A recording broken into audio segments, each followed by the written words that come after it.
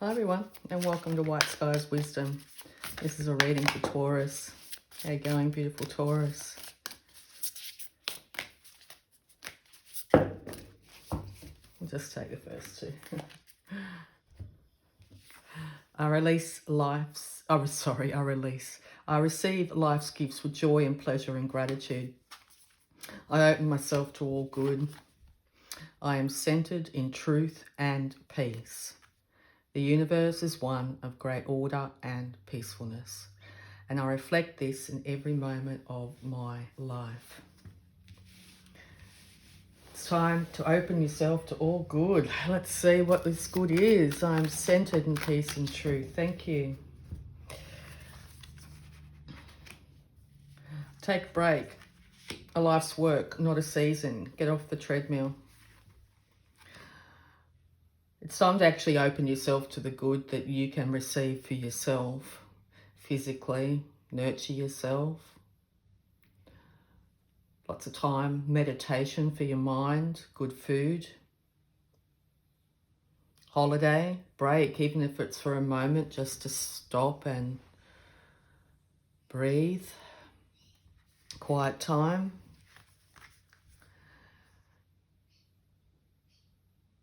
You may have been in the cave for quite some time, as I said, the eternal hermitage of Taurus. And I think there seems to be quite a cleansing, calming energy coming over the sign. I'm a Taurus myself.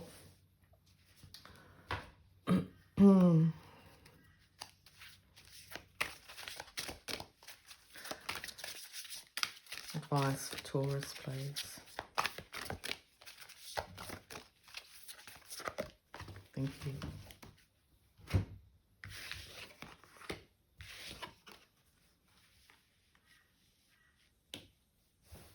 When we become centered in ourselves, spend more time in meditation, yoga, other bodily mind practices, it gets us into a more centered place, a place where we can start to control our mind and our body. Time away from situations, even if it's just where you sit for a long time.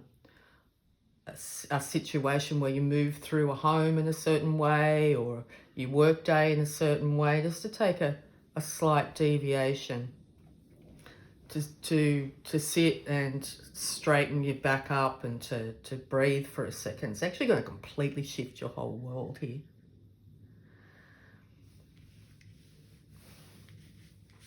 Failure is a side effect of effort and can be learnt from. In the past, I think we've tried to speak our truth, and it's led to our isolation.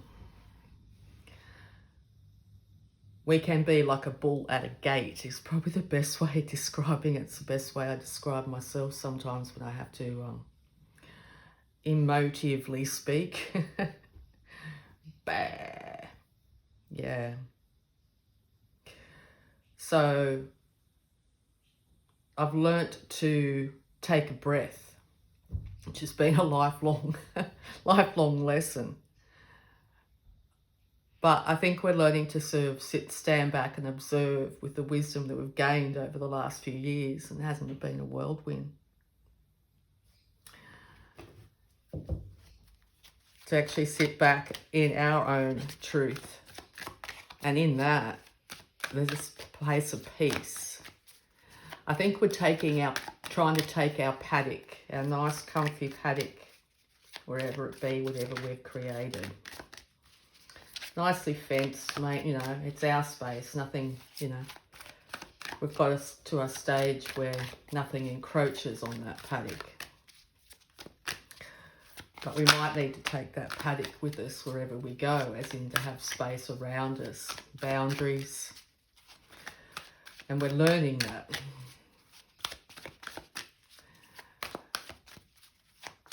We're also learning that it doesn't matter what we say,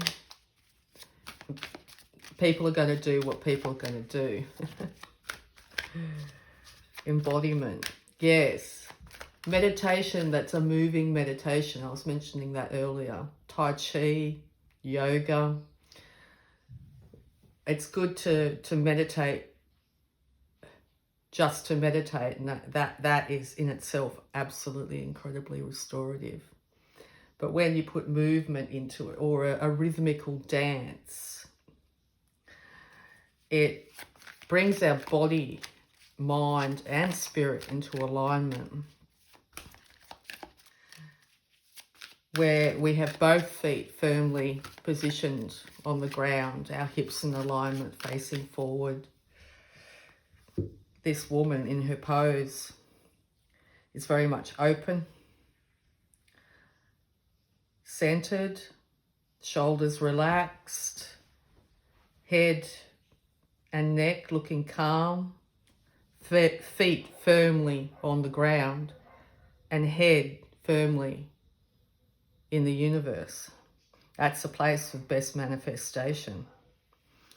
When we end up so much in our head, feeling of isolation, persecution, not being able to speak our truth, we can't manifest in the world. We feel our gifts are being squandered, that there's so much we could give the world to make it a better place.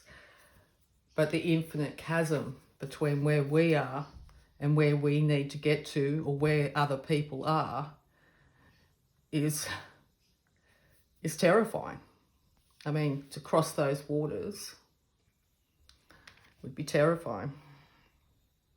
And if you look at her body as well, I don't know how well you can see that card, but if you look at her body as well, she's leaning into her left side, her emotional side. She's protecting herself, but she's also leading with that leg forward. In the past, to lead yourself forward emotively could have really led to a lot of trouble. So her right side's sort of holding back a bit, which is her masculine side, the side that goes out in the world. And it's saying, well, you need to get your emotions in check first before you even think about going back out there. You need to look at what your triggers are, because there's a whole world of people out there that haven't looked at theirs either. And what's happening is everyone's triggering everybody from their own stuff. So I think what we're learning to do is to figure out what our stuff is, and to figure it out ourselves. And then we'll start to see it mirrored in the outside world. People with their stuff, and how they will put their stuff onto other people, because that's where they're at. And that's what we're, that's the way it is, So yes, to get yourself completely centered, bodily, mind and spirit, to get the body centered. So anything that brings your hands over your midline's really good. Tai Chi, as I said, is incredible. Yoga, just even standing and centering your feet. Anyway, it's really body focused at the moment. The way to peace and harmony and manifestation is to calm our nervous systems. We'll get some more advice on this. Yeah, remembering to respond rather than react. Because in the outside world, it seems very reactionary. It's very, very easy to react.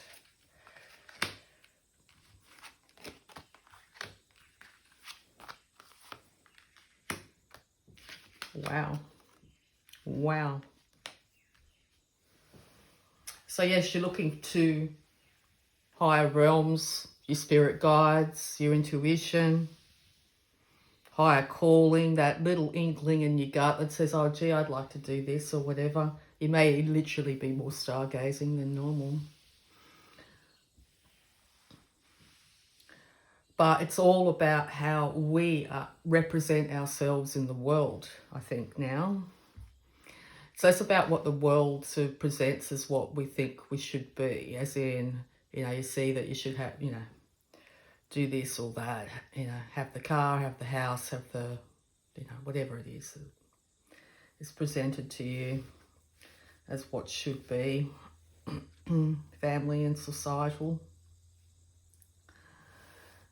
But I think we're starting to actually realise that we have not necessarily been recognised or rewarded for speaking our truth.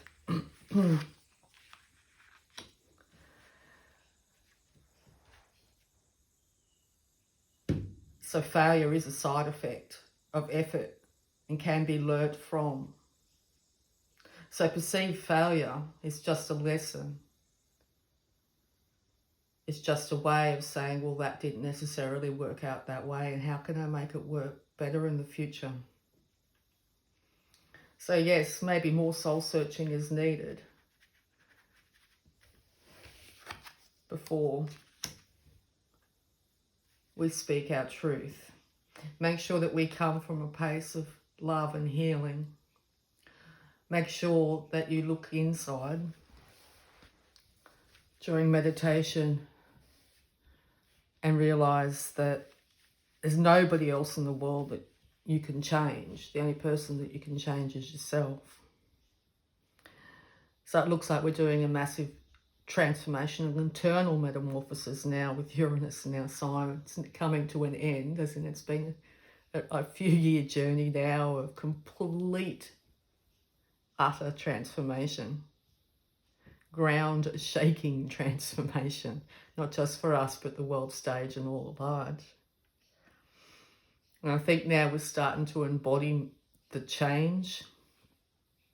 Also, people are picking sides.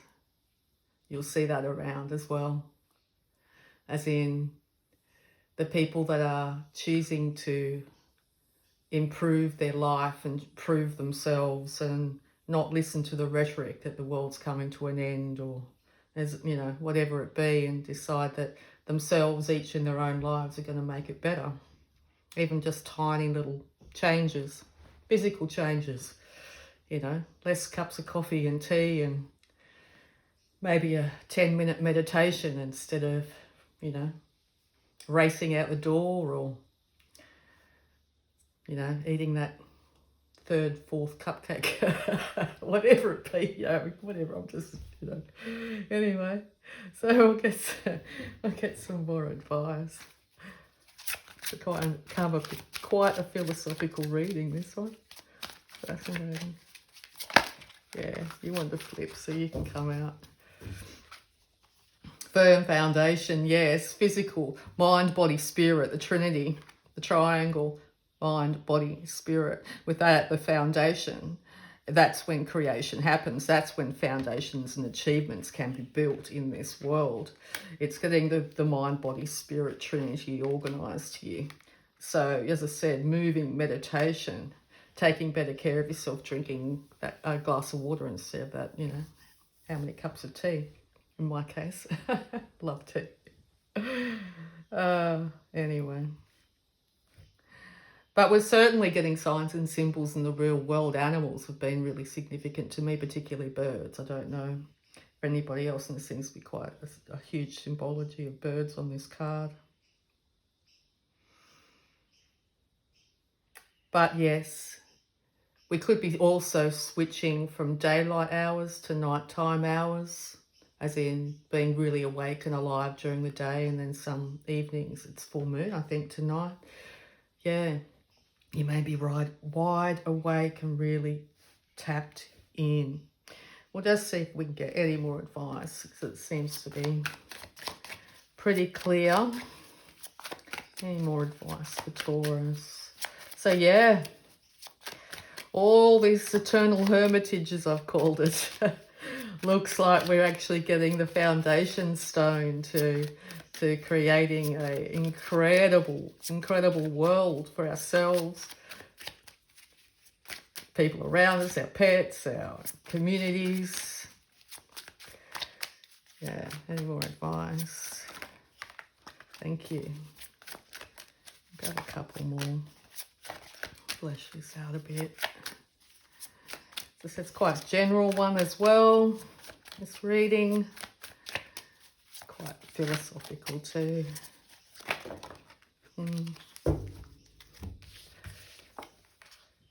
Massive transformation. The old ways are being done. And we can see it crumbling around us. We've been through this massive, it's getting faster. We're seeing the transformations happen quicker. It's like the quickening. It's just like, the more we're becoming aware of it, the more we're realizing that time is not linear. You know, this can be spun around on its head, okay? Time is not linear. Things that we might have wished for, you know, years ago might be popping up. You know, signs, synchronicities, time in meditation. This is the eternal hermitage. But in it, we've realised we can fill our own cups. Okay? We've also looked at what brings us joy. And there's nobody else around. That's all you can do. And it's been incredible. Because look at this. The inspiration and the mojo is coming back.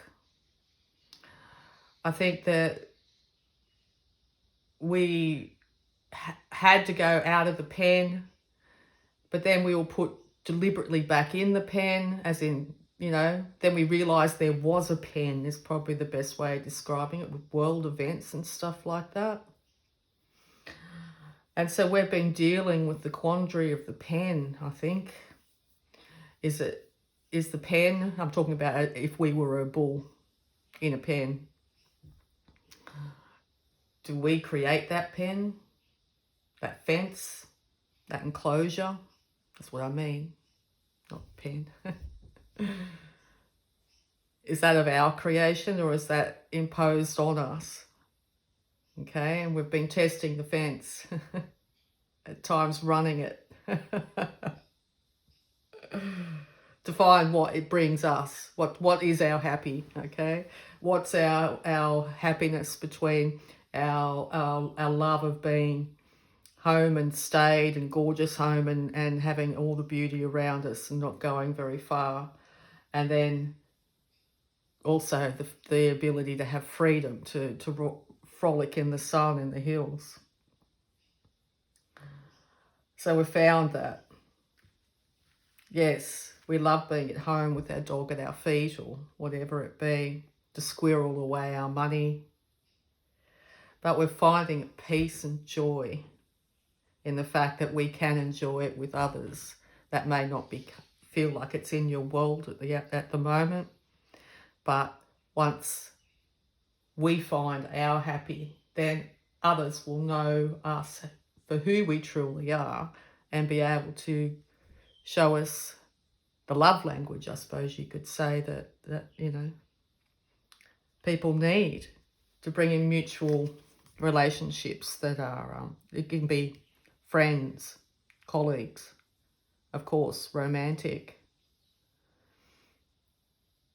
Two whole people, not two people that are looking for something from somebody else because they haven't looked at it in themselves. Massive reading. Yes.